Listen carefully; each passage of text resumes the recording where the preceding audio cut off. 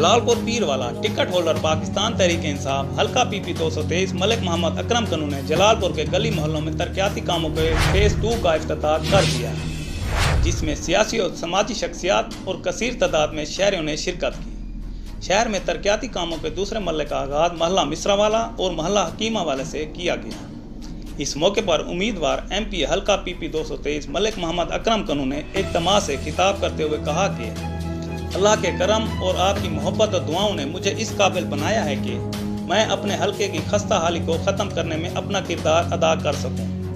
मजीद उन्होंने कहा कि मैं शुक्रगुजार हूँ जनाब वज़ीर आज़म पाकिस्तान इमरान खान और वज़ीर आला पंजाब सरदार उस्मान बुज़दार और वज़ीर ख़ारजा शाह महमूद कुरैशी का, जिन्होंने हमारी दरख्वास्त पर तरक्याती फंड जारी किए।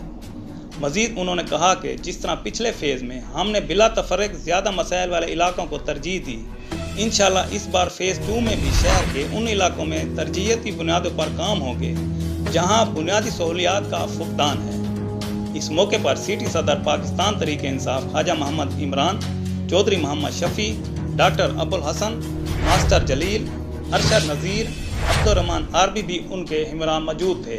कैमरा टीम के साथ इम्तियाज़ सोमरू, VSP न्यूज़, जलालपुर पीरवाला।